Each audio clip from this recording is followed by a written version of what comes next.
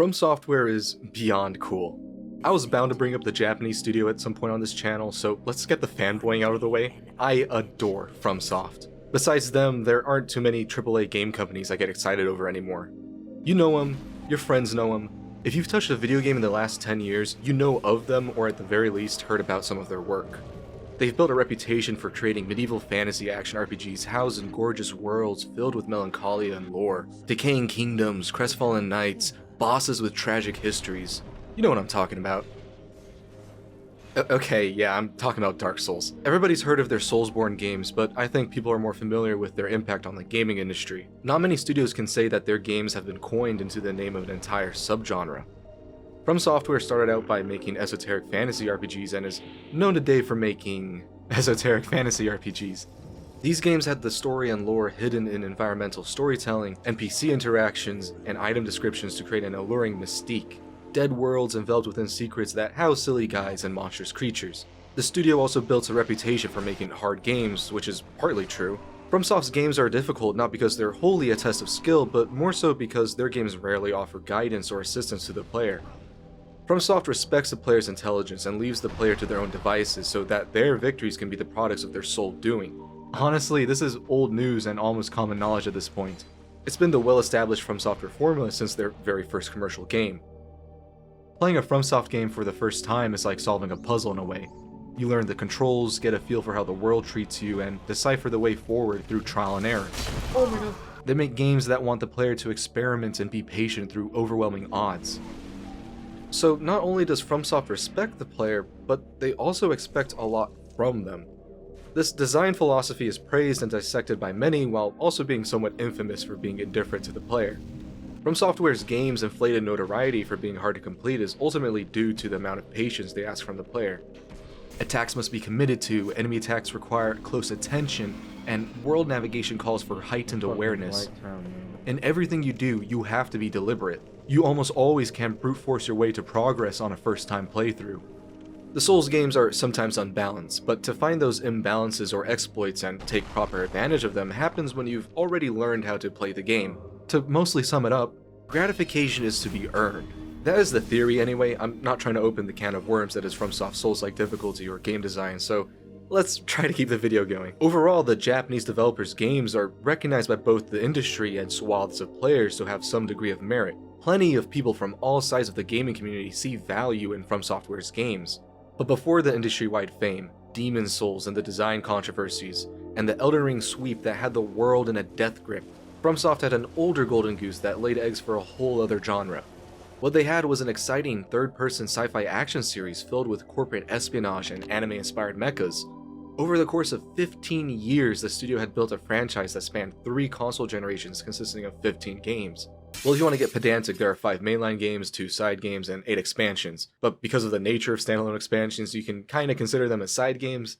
Whatever, there are 15 games, okay? This game series had been dormant for nearly 10 straight years, likely because of Dark Souls' explosive success, ruminating in its legacy and left for the Vanguard fans, awaiting a new day in the sun to show that it can stand side by side with FromSoft Souls-likes to prove that it can reach the very same heights. That was until December 2022, at the Game Awards, when FromSoftware decided to remind the world of their sleeping giant, Armored Core.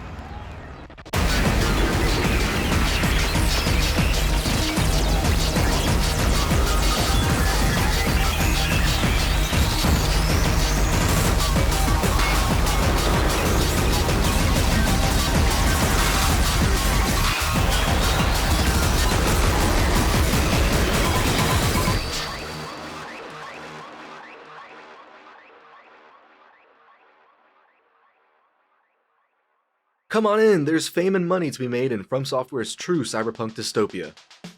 The Armored Core games are sci-fi third-person mecha action games, a genre I think many players forgot that FromSoft is a big player in. Seriously, Armored Core was a huge franchise, and they had made some other mecha games, but those weren't ever as big as Armored Core. Enough about the Japanese game studio though, I've got plenty of time to gush over them in the future and in this video. If I had to describe Armored Core in a sentence, it'd be corporate wetwork simulator, but you're in a mecha. You play as a freelance gun for hire, which is also known as a Raven, a title given to mercenary AC pilots working out of the Raven's Nest base. You take on contract work from all sorts of groups. The city's guard, ecological preservationists, and the classic conglomerates that have wallets fatter than their heads.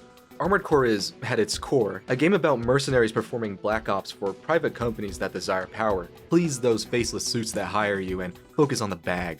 After all, that's all you know in this world.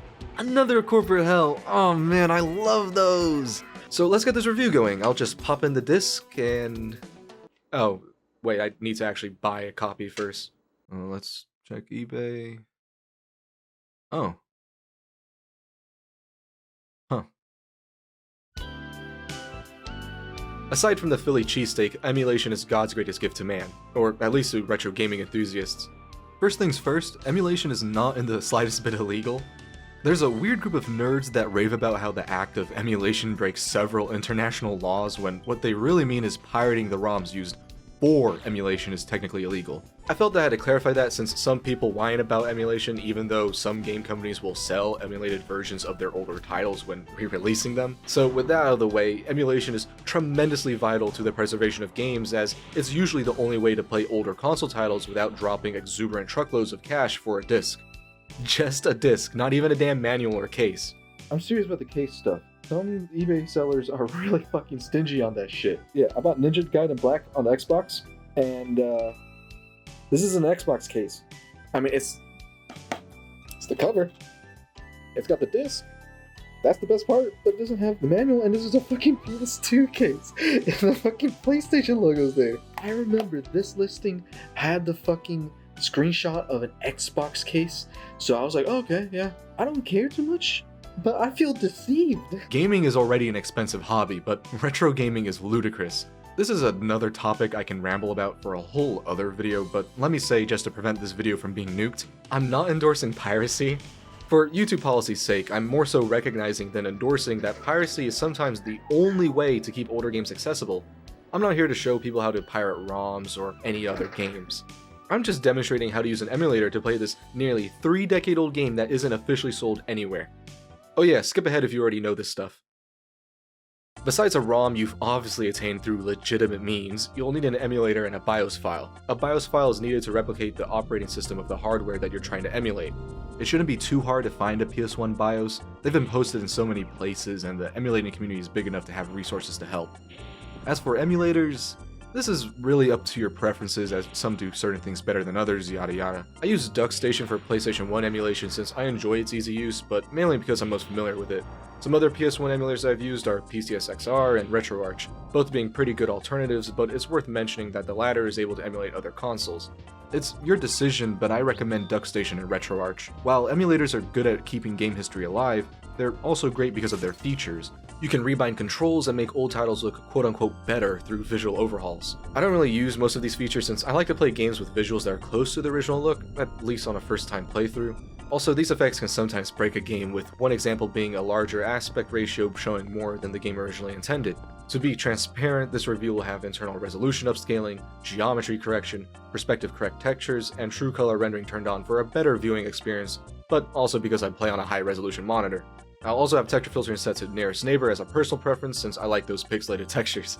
Okay, now for the hardest part, playing a game. All you gotta do is set your ROM directory and open the ROM in DuckStation or whatever PS1 emulator you've got.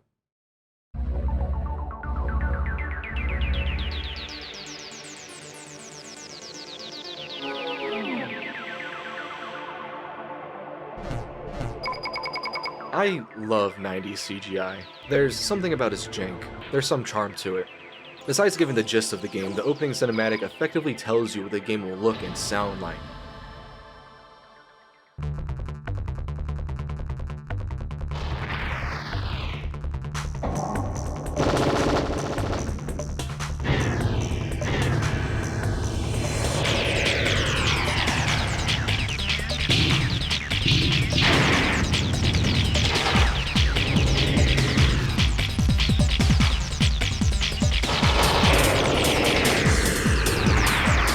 Maybe not so much visually, but my god, that soundtrack is good. I have yet to play a FromSoftware game where the soundtrack sucks. They just keep making good soundtrack after good soundtrack. Armored Core is filled with bangers. The breakbeats and synths fit the high-action future in which the game takes place. There are exhilarating action tracks, beautiful songs with elegant synths and keys at the forefront, and songs that let you know shit is about to get real.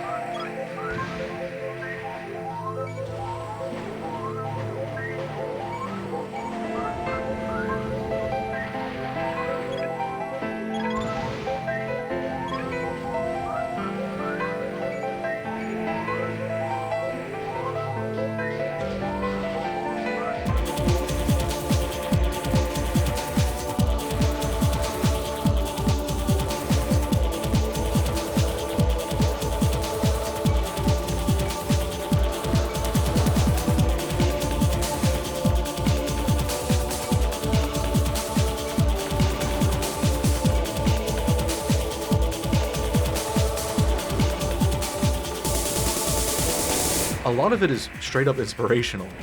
Okay, maybe there are a couple of goofy, yet competent tracks, so don't try to tell me that this doesn't amp you up.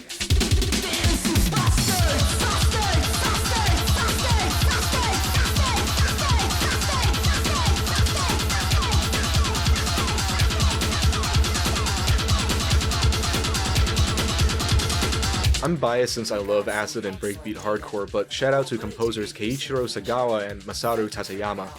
Sorry for probably butchering their names, but those guys did great. The score is both frantic and soothing, perfect for the game's neck-breaking speeds and the triumph you feel as the enemy mechas begin to explode. But there's also this element to the music where there's almost an ethereal quality surrounding it. These lighter and gentler bits remind you that this is a far future world.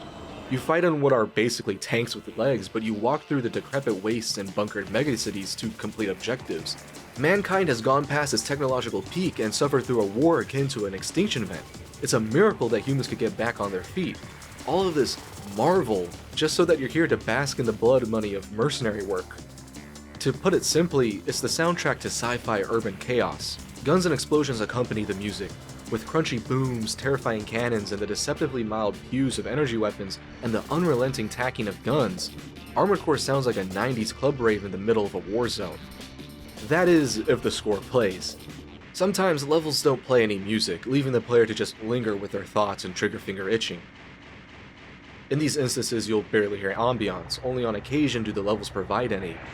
But you'll always hear your AC's booming stomps, revving tank treads, boosters blasting air, and the whining of machinery when turning while looking for the objective.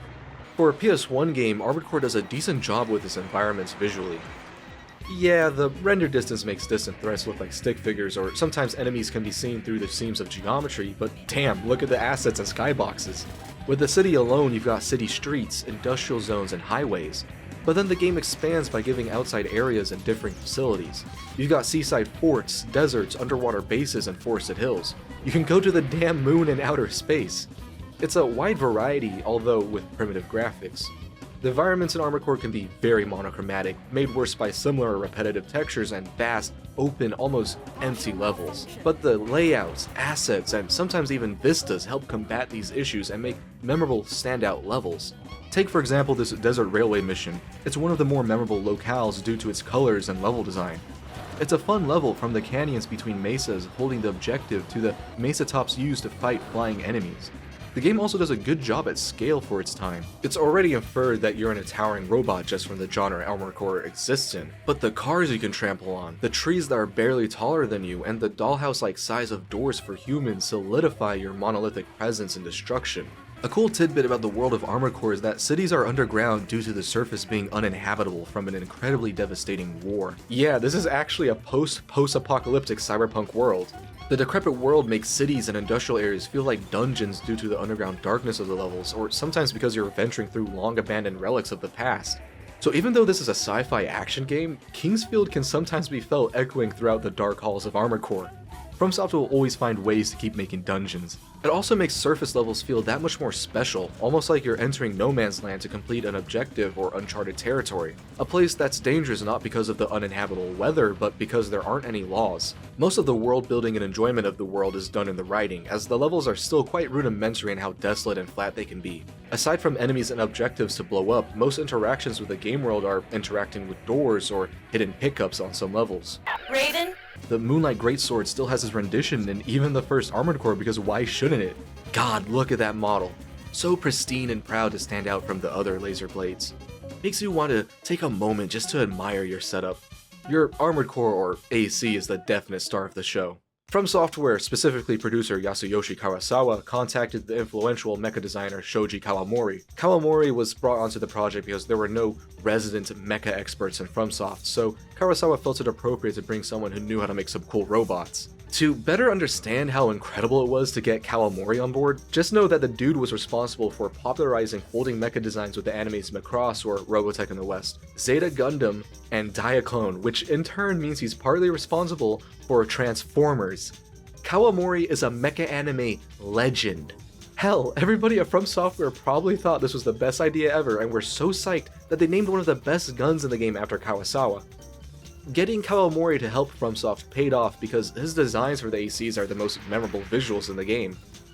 There are a lot of great mecha designs in anime and video games, but Armored Core stands out by striking a balance between giant robot warrior fantasy and semi-realistic military vehicle inspirations. Kawamori approached many of the designs by thinking, what if an attack helicopter was a land vehicle? Oh, these parts should be angular like tanks. How about we make this a more shiny, futuristic look? Mostly, they feel grounded even in this power fantasy of a mecha game.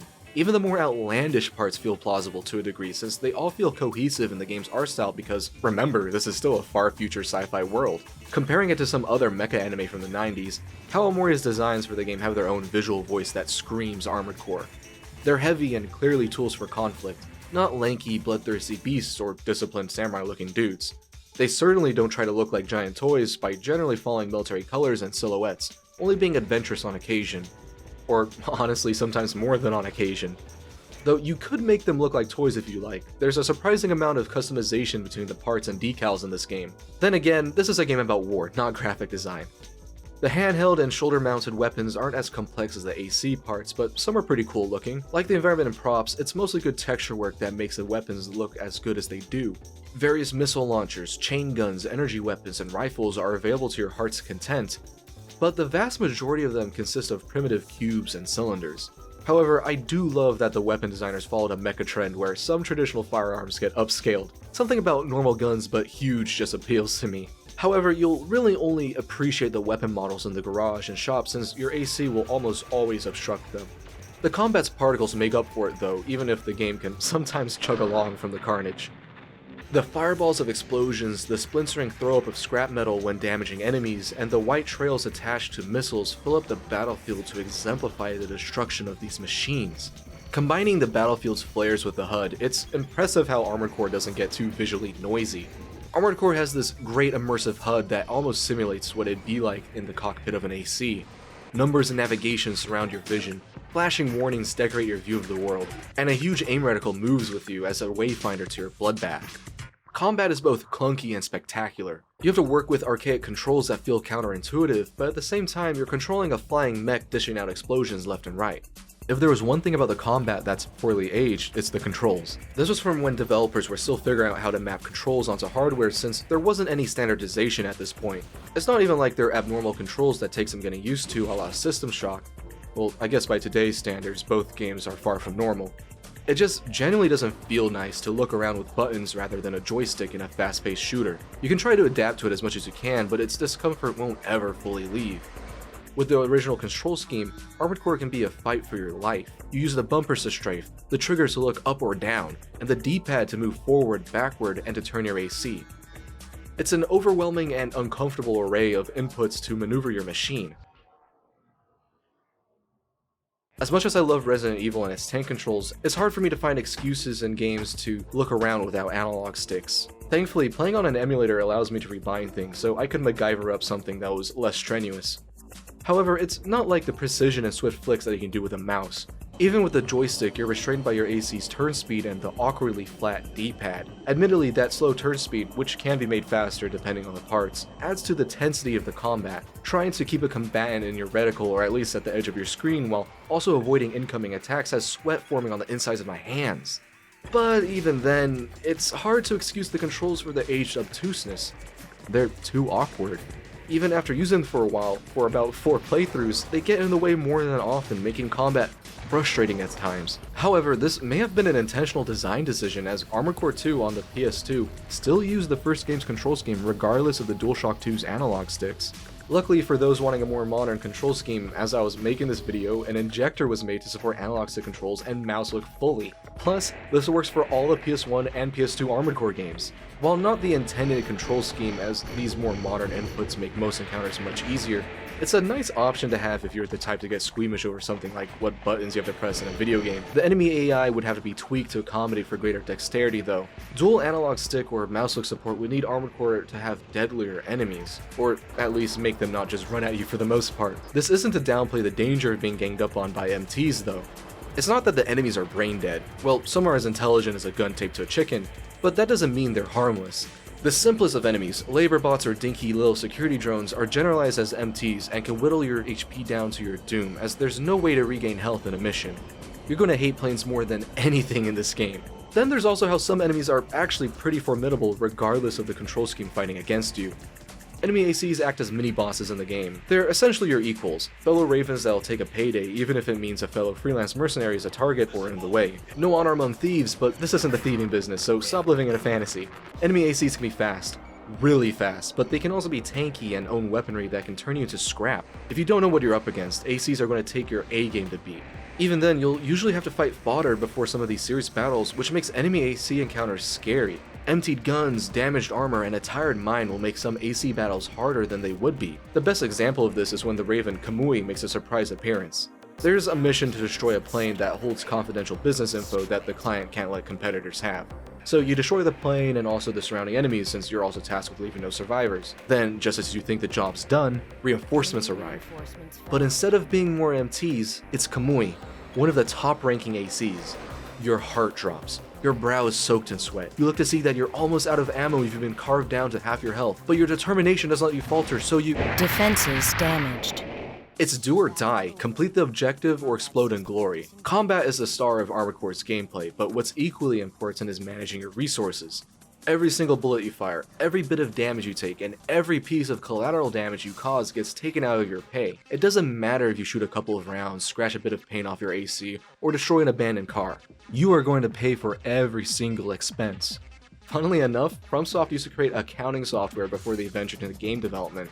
So if anything, Armored Core is a return to their roots. Who else could have made a mecha action game where, despite having an arsenal that can obliterate the toughest of steel, destitution caused by ammo prices is your greatest obstacle? You need to manage your income, mission expenses, and upgrade costs to see any real progress. To extremely stingy and wary players, this honestly promotes safe scumming. I know I did when I first played Armored Core. However, having done that on my first playthrough, I realized I missed a core part of the gameplay loop, racking up a severe debt. With the Dark Souls titles, FromSoft has made it clear that they intend death as a vital part of the gameplay loop in their games. They use it as a reinforcement of their oppressive atmosphere, their overwhelming odds, and as learning experiences for the player. In Armored Core, death translates into debt, or at least greater debt than a successful mission. You can break out of it, but that's easier said than done. If you continue to struggle mission after mission, your expenses dig you into a bottomless pit. It is shockingly easy to tally up bills. Unloading a whole mag for any weapon can make your jaw drop when you see the receipts. On paper, this sounds awful, continuously punishing the player for a lack of skill or going against unfair odds. However, if you fail enough, you're oddly rewarded. Having your bank account dip low enough into the negatives triggers the lose state of the game, where the player is presented with this cutscene.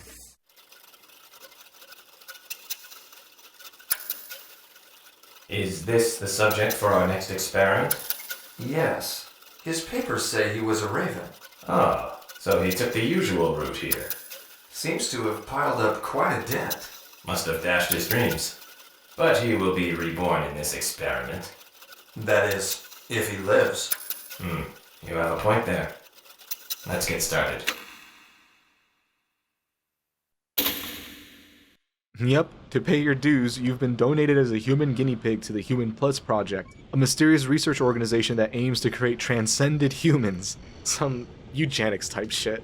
This rewards the player with a permanent buff, stacking new ones per death like this new grid-based radar, more movement speed, etc. This death reward system simultaneously aids players having a hard time while showing how expendable the player is. The Human Plus buffs prevent the player from becoming an obsolete man-at-arms, keeping them viable for more battles. Just another number in a registry, another gun in an armory, to keep them as a lackey to the company, but also to keep the player determined to succeed. I love mechanics like this. On the one hand, it is a bit of a lame way to up playtime by forcing players to replay bits of the game, yet it builds onto the mecha fighter power fantasy with the buffs to eventually turn players into an unstoppable killing machine. It's such a neat way of incorporating the world's values through gameplay that I find myself liking it more than not. Speaking of values, this may come as a shock, but money is the most valuable thing in Armored Core. It takes money to make money. Rather than spending your paycheck on rent and food, you'll spend it on some brand new WMDs and AC parts.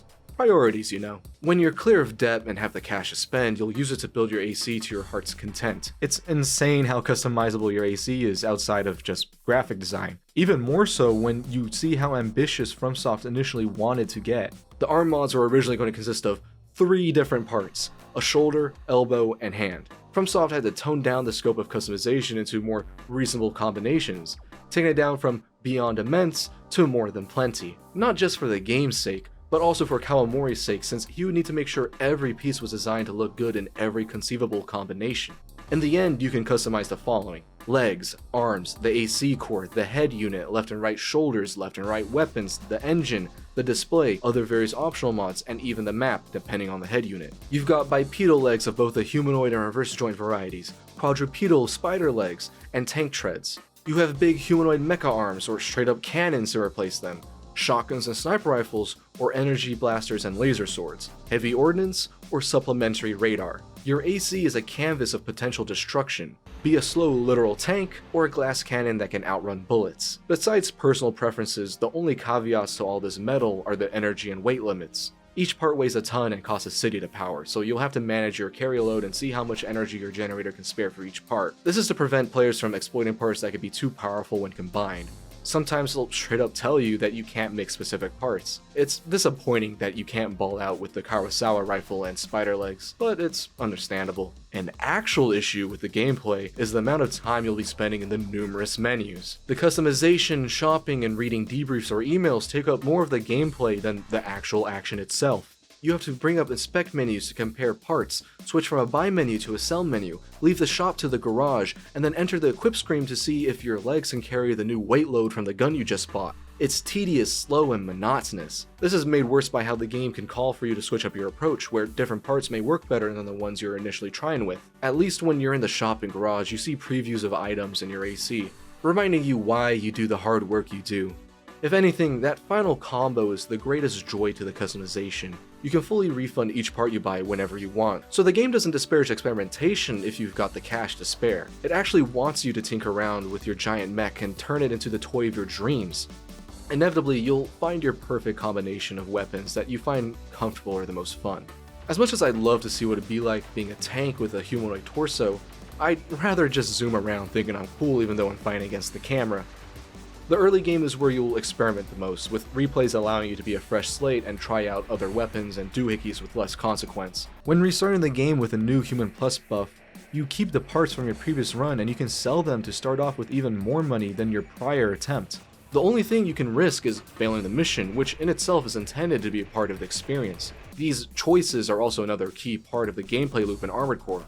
Having to choose A versus B, weighing the options, choosing a riskier mission with a greater possible pay, or a safer mission with a lesser possible pay. Whether you're able to minimize repair and ammo costs or decide to face unknown forces, going out on a sortie is a gamble. Missions vary from the elimination of targets or infrastructure to defending or exploring locales. Either way, you will be blowing up shit in the city or the barren wastes of the surface.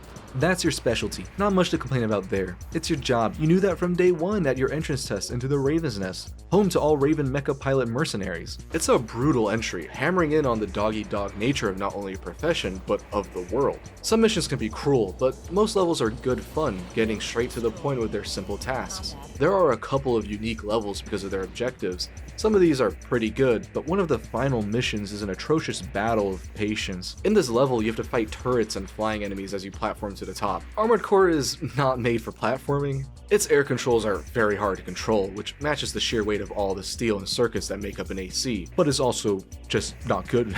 It's fun to fly through large open levels, but not fun to do precision jumping. Since I'm talking about platforming, I'll bring up the movement. It's very hit or miss. Sometimes you'll be euphorically gliding around an arena or flying past rockets. Other times you'll get stuck on a slope, slip past a doorway, bounce off enemies and walls, or at worst, have to deal with the platforming that's paired with slippery air control. The movement has a weird balance of catharsis and frustration, but luckily the annoyances are either circumstantial or almost due to level geometry and hiccups in design. Back to that final mission though. After the platforming, you have to fight 2 top-ranking ACs, forcing you to cheese them because there's no way in hell you're going to fight them fairly. They're too fast, too strong, so just wait in this hall and... Aside from this level, the level design is pretty fun in terms of gameplay. There are wide open levels, giving free rein to flying and strafing around attacks. Sliding around an enemy while unloading a gun is beyond satisfying. These are some of the most memorable levels, as their expansive arenas barely restrict ACs from flying and zooming around in duels, or mercilessly destroying NTs. Then there are labyrinthine levels that constantly have you make use of the map to make sure you're going the right way. It's an interesting contrast to the open arena levels that an AC's size and power are more properly suited to. You have to be frugal in these corridors. These mazes are claustrophobic and long, requiring not just a ranged weapon, but a laser blade as well. You inch forward in these levels to make sure you're not just on the right path, but to also minimize costs, saving ammo and health.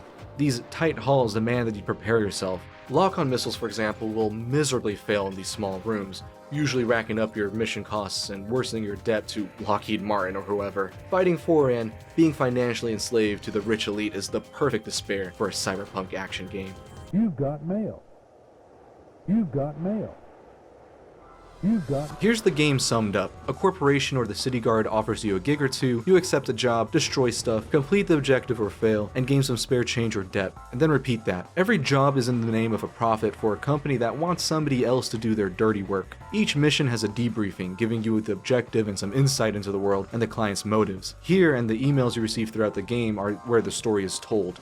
Every once in a while, you'll receive an email from either your handler, R, or one of your clients. These act as lore and a vehicle for storytelling, giving glimpses into the world and the incentives behind the big-name corporations Chrome and Murakumo. R acts as a guide, suggesting to you that different terrorist cells or environment protection organizations likely have support from one of the two private companies. R will say something like, "Oh, these guys are some terrorist group, but somebody with a big wallet has definitely backed them. You know, they've only been targeting things important to Chrome and not Murakumo. Makes you wonder, doesn't it?" Outside of the emails, the levels are all about the gameplay, with a minimal amount of dialogue on occasion. So the game pretty much has no story unless you look for it. It's a slow burn mystery, leaving the player to piece together the scraps of an overarching story about two mega corporations struggling for power over one of the last remaining cities on Earth. While nothing crazy or special, I appreciate the organic nature of the story. The writing's nothing on the level of intricacy of something like Patlabor 2's Political Mysteries or Ghost in the Shell's Human Conflict, but how the story is incorporated into the gameplay immerses the player into Armored Core's world. Think of how the Souls games also don't really have a story. They give you the essence of its story and let you fill in the gaps by exploring the world, reading item descriptions, and interacting with NPCs. The Souls games even establish the stakes and world at the very beginning of a game through cutscenes. Armored Core hides its stakes, letting you live in its world as an ant, and only gives you crumbs of the actual plot with its debriefs. It starts as simple as corporate mercenary work can get, doing odd jobs of clearing union strikes and kicking squatters out from abandoned factories, to high-stake missions where the city is attacked by beasts and finishing off one of the two corporations fighting for power. From just doing the simple act of playing the game, you gain the values Armored Core wants to express. A corporate hellhole where mercenaries fight for whoever's paying the most because they desperately need that paycheck. You're constantly on the verge of financial devastation. You're always grappling for your life. You're incessantly reminded that you're one of many replaceable parts in this well-oiled machine called war.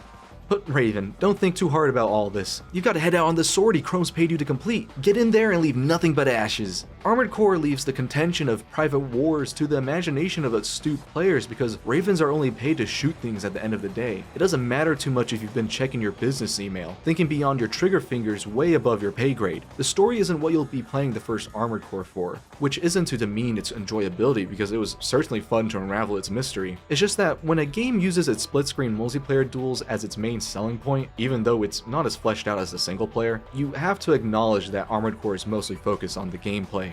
Armored Core has about 3 endings, but all 3 are, for the most part, underwhelming. An anticlimactic halt to a thrilling ride of investigation and explosions. Its story doesn't feel concluded for however much that exists. 2 of the endings are the downfall of either Chrome or Murakumo, which eventually leads to both companies' downfalls, as told by text. But then it also ends with, "But this is just the beginning," like it was hinting at a sequel. The thing is though, these aren't the true endings to Armored Core. These 2 endings aren't even endings, distracting the player from the one true ending. I honestly thought I was stuck replaying the final mission again when I saw that I was supposed to return to where I fought a giant-ass robot. However, I should have known better, since what gives off that these 2 endings aren't the real endings is how they don't even play an end credit scene. These are just 2 ways of getting to the real finale. The conclusion to Armored Core is the destruction of an AI that created a facade of order, where this machine controls the companies that fight each other, faux conflict, meaningless violence, all for maintaining a status quo where humanity can sit comfortably even if it calls for an Ouroboros of warfare. This ending feels the most satisfying, implying that there was a greater philosophical question to everything that transpired. It asks us whether we know what's better for humanity or not. Would venturing into an unknown, possibly less militarist world be better? Or was constant war best for humankind to perpetuate its current hypothetically best state? An unrelenting cycle to create a vacuous purgatory through excessive destruction, financial ruin, and unabating death, replacing progress with battle victories, innovation with new elaborate death machines, and stability with social dilapidation. There's no way that what had initially brought humanity to death's door is what's supposedly keeping it alive now. I love these questions the ending imposes, turning a high-octane action game into a philosophical argument. But even with this existential reflection, the story still lacks something. There's no direct connection between the player and the endings until right at the very end. The last 3 missions are: a giant robot is sent to kill you, the task of demolishing a giant space laser, and the explosion of some supercomputer AI that didn't have any presence until the final level it appeared in. Aside from 1 or 2 moments in the campaign, it's when you finally embark on one of the final missions that you feel like the world has some serious change going through it. These endgame missions are bombastic to all hell, but only become more impactful than the ones before it because of the stakes at hand. In these levels, when you die, you die. Like, you have to reload a save, or accept that you have to restart the game fully. The risk of actually properly dying, as well as seeing the downfall of either Chrome or Murakumo, makes these missions feel significant compared to the previous ones. The levels you've gone out on completing for the majority of the game were essentially chores. Protect the entrance to this place, grab this ancient capsule of knowledge, destroy this fuel depot. Being a Raven is to be a glorified errand boy, doing menial tasks for corporate masters, but you'll still take the jobs because you've got to upgrade your AC and pay your dues. It ties into Armored Core's themes of being a pawn in a grander scheme of things, but it also, at the same time, doesn't feel very impactful for a decent portion of the game. It's more of the execution rather than the idea where Armored Core feels like it began to lack in its storytelling because, don't get me wrong, it's an interesting story to untwine, but by the time you see your role in all of it, it's practically too late to be wowed. The story's more than just an excuse to play with robots, but it's nothing substantial. The story is more fascinating in a vacuum, detached from the game in discussions rather than when playing the game in the moment. Comparing again to Dark Souls, from the very beginning of the game, you know the stakes at hand, you know the weight of your character's place in the entire story. In Armored Core, everything up until the end were proxy wars and indirect skirmishes between faceless suited war barons. Everything after the final mission is unknown, a close to Blue Ball's ending where it's uncertain where humanity, or at the very least, the Ravens, go next. Thankfully, it didn't take long for new Armored Core content to be released. FromSoft dropped 2 expansions for the first Armored Core, Project Phantasma on the 4th of December 1997, and Master of Arena on the 4th of February 1999.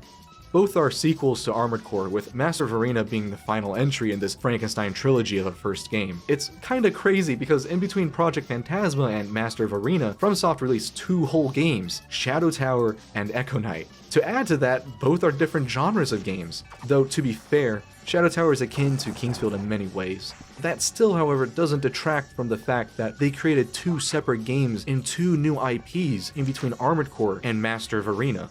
Let's start with Project Phantasma. It's essentially more of what came before. More rave music, more robot dress-up, and more of that never-ending cycle of violence that humans love. Project Phantasma itself differs from the base game with some gameplay additions as well as a story that you can follow. Project Phantasma's story surrounds an eponymous military weapon that is only said to be dangerous in the wrong hands, which it's already in. So throughout Project Phantasma's playtime, you essentially sabotage the evil Doomsday organization until it's dismantled and Project Phantasma is either destroyed or kept away from like-minded people. It starts strong, being similar to the base game by having you do menial tasks that seem unrelated to one another, but around the 2nd or 3rd mission, the reality of the story is instantly made clear. So you destroy targets and kill enemies, but remarkably, a couple missions are a bit nuanced. Aside from some new locations with a few new visuals, the new variety in the mission design is another improvement from the base game. The best example is this jungle mission where you have to avoid landmines and can't fly due to the anti-air defenses, so you have to get to the objective in a specific route. These missions, for the most part, are of the same quality as the first game, but a few stand out in feeling more tightly designed due to their objectives requiring the player to engage with the game beyond just pulling a digital trigger. Sadly, that's the end of the good with Project Phantasma's campaign. The writing just doesn't hold a candle to the original game, the dialogue feels stiff at times, the characters feel robotic or goofy, and the ending is anticlimactic because of how drawn out the game paces itself at the end. Let's look at the main enemy of the game, Stinger. There are 3 times when I thought the game was about to end until either Stinger or Sumika and the player ran away because of whatever.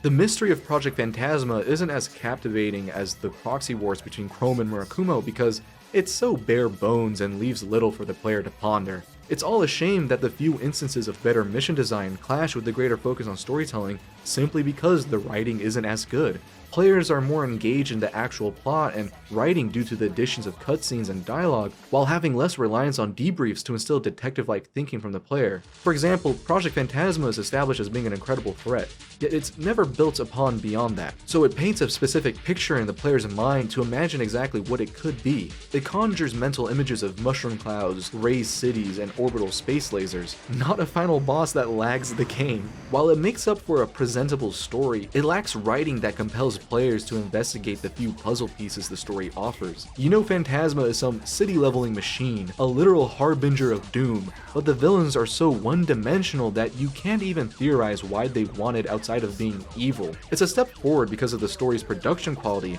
but 2 steps backward because it's just not as engrossing.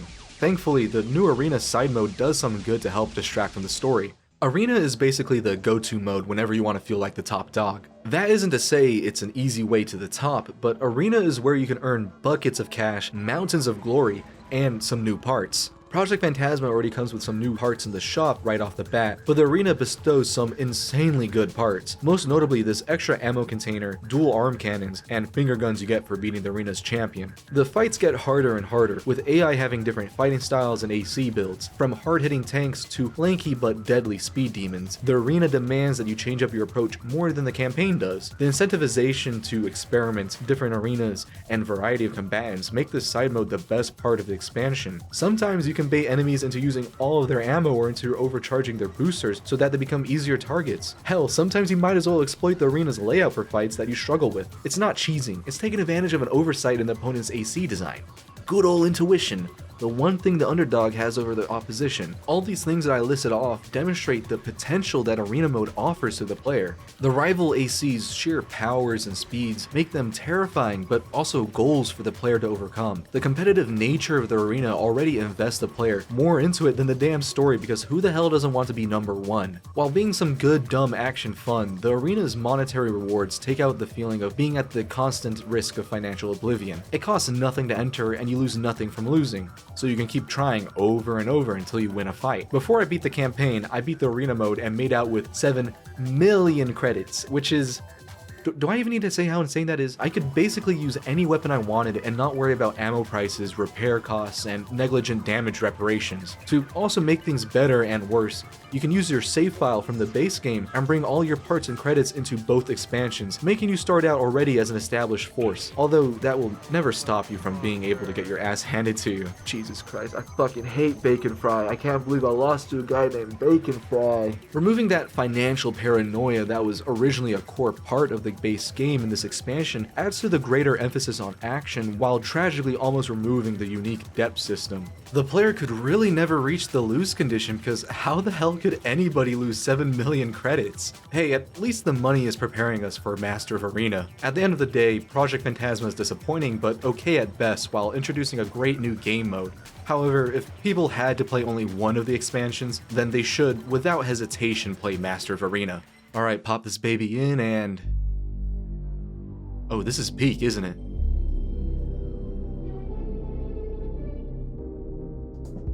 Master of Arena immediately blesses the player with a fantastic CGI montage of AC carnage interjected by sci-fi technology and graphics, showing that it's not messing around. The thing that amps up the excitement though is the new music, because dude, it's so fucking good! Project Phantasma had a couple of new tracks, but since I couldn't immediately tell what was new and what wasn't, I didn't think it was worth mentioning earlier. But in Master of Arena, the game's loud and proud.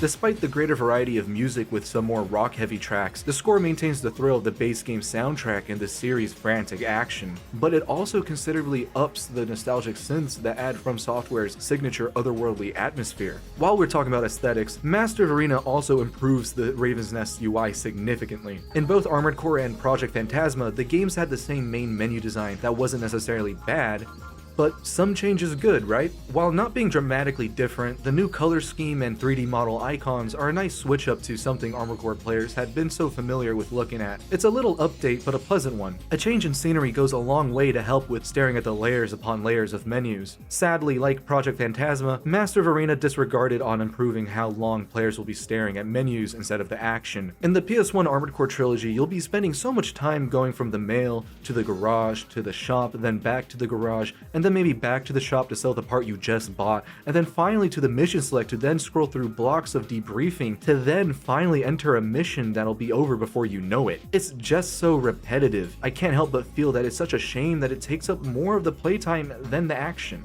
But that's just one of the few downfalls of Master of Arena. The one thing that it does improve is the Arena mode introduced in Project Phantasma. I mean, it's in the title of this expansion. Arena was already such a good mode, and to have it expanded upon is fantastic. It's an unbelievably great way to add replay value and up the amount of action to the experience. Well, it's also still an absurdly good way to make money though. Maybe too good of a way.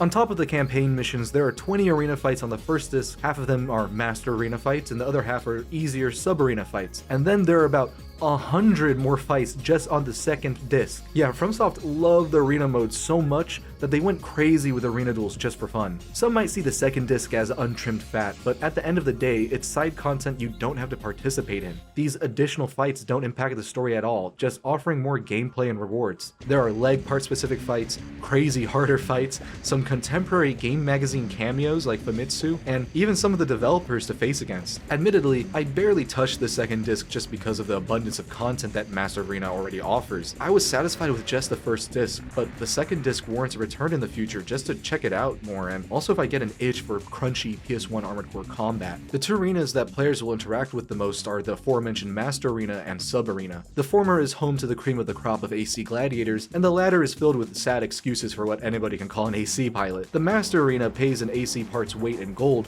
while the Sub Arena is like an entry-level job that hates you for risking your life. Oh, but at least you sometimes get a goodie from fights.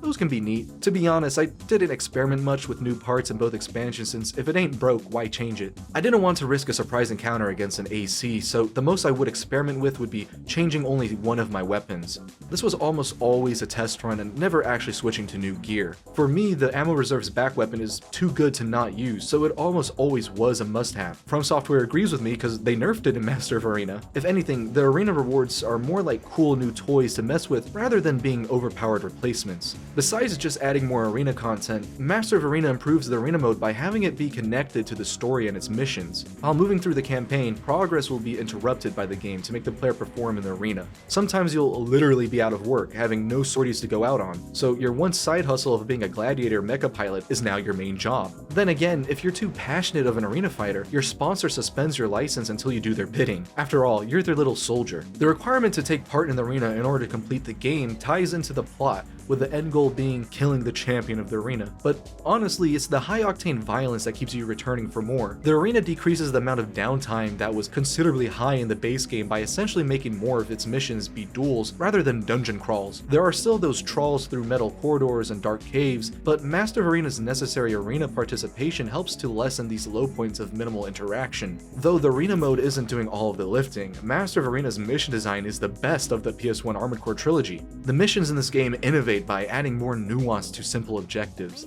Take the first mission for example. You're supposed to eliminate some wimpy hacker in a truck, but getting to him is that enhanced mission design. The player would try to beeline for him as was the norm with previous missions, but here you can't just go forward. You need to navigate a somewhat maze-like level to find and destroy a generator placed elsewhere just to open up the locked doors to your target. It's nothing crazy, but it's a step above rushing to whatever you're being paid to blow up. Master of Arena takes extra steps to create more engaging level design that goes beyond just blowing up targets and exploring claustrophobic halls. you're still going to be pretty much just killing things, but it's learning how to get to the killing that makes it better than the A to B design of the previous entries. Kill the green MTs, not the yellow ones. Take out the power so you can permanently kill these little guys. Kill a fucking battle cruiser to protect a submarine while making sure not to fall in the ocean. Sure, there's still the simple go here and destroy this thing missions and sorties that have you navigating dense labyrinths, but they're now either less of what's to be expected or built upon. The missions are more extravagant and interactive, overall being leagues better than what came before, especially with the distractions that the arena modes offer. The only thing hampering this campaign is its linear nature. Like Project Phantasma, Massive Arena is very straightforward. It only gives you multiple options for sorties a handful of times, and continuously sets you toward the game's narrative and the occasionally required story missions after doing some mercenary work. It feels less like the freelance wet work simulator that the first game was, and more like a preordained path bestowed upon you by the developer through your clients and arena sponsor. This is done because Massive Arena has a story to tell. Similar to Project Phantasma, the story is more front and center, with cutscenes used to help present it, but not as excessively. Nineball? What's a top-ranked arena AC doing here? There's even an opening cutscene that plays at the start of a new game to tell you why you're here and the end goal of the protagonist: to kill Nineball for murdering their family. Yeah, Nineball's the final boss of the first game. Remember him? Massive Arena takes place at the same time as the first Armored Core, so you're not the same Raven in both games, even if you bring over your AC from the previous games. Using Nineball as the main antagonist is both genius and somewhat damaging to the story. The player has a past with Nineball, likely having their ass whooped in that unfair arena in Armored Core's final mission definitely builds a grudge against the AC pilot, but there's also the fact that there's a mystery to them. Like, why were there two Nineballs in the first game? Is Massive Arena's Nineball a different person? Who's the real Nineball? Immediately, the plot's better than Project Phantasma because it gets the player dishing out thoughts, questioning things, and getting involved with the mystery around the top-ranking AC. But because the game uses an already existing character as its main driving force for the story, there's not much else in terms of investigating. We already know what Raven's Nest is and about the war AI controlling everything. If anything, Master of Arena's story is to expand on these things through Nineball, giving greater insight into the AI and Raven's Nest's existence. The dead family revenge angle also doesn't get much showtime beyond the opening text cutscene and a couple of emails from others recognizing that the protagonist has beef with Nineball. That isn't to say it's a bad story, it's very well written. Like I said, this is fucking peak. This game has the highest highs in the PS1 trilogy in both gameplay and story. I'm trying to get at how the story lacks the great enveloping mystery of the first game because Master of Arena was written around a lot of what the player was already familiar with. It's a nice side story overall, giving well appreciated detail to the world while never outstaying its welcome. But through playing it, Master of Arena feels like it's more about how inconsistent freelance work is, and that you need to have the life-threatening job of an arena warrior to fill in the voids of employment and meaning.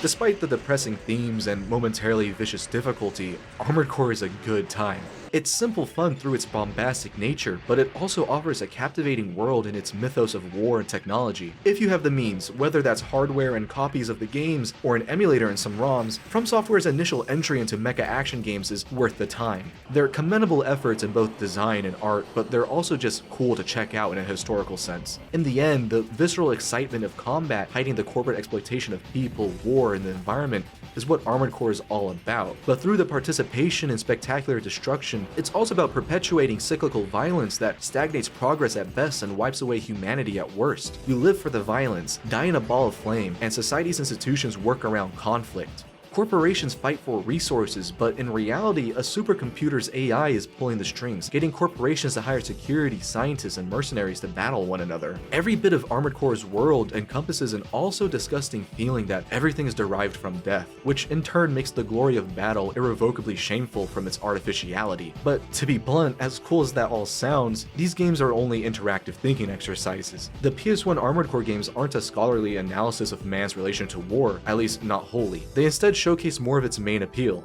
big-ass robots decking it out. The actual content of the games is substantially in the gameplay, but its philosophical and existential questions fall to the wayside for lore masters and curious players to pick up and discuss. From simple mercenary work to greater and more complex level objectives to the arena duels, there's a lot of action to find. In that action is where Armored Core thrives because it's not just exciting and fun, but it incorporates its themes and story into the gameplay. Through not just the mission design, but the devastation of poor finance financing and managing clients through emails, Armored Core is an early yet successful experiment of a self-employed mercenary simulator. With the unease of a flooded HUD, an abundance of parts, and the gambling risk of job hunting, the games want you to feel overwhelmed with information and beyond staggering odds. That's what FromSoftware has been good at and is now known for today, hitting players as tiny bugs against insurmountable horrors. Compared to the monolithic bosses of the Souls-likes FromSoft has made, Armored Core has a unique quality to its fear in that you're constantly required to be financially responsible. You come for and leave with the giant robots, but paired with that is a stronger sense of budgeting.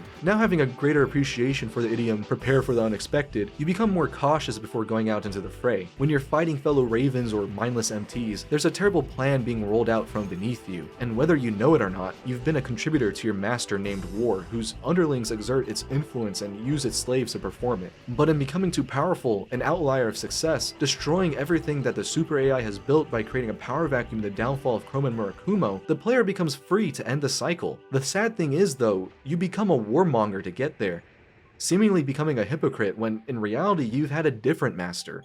Money. The player is driven by blood money being born from conflict.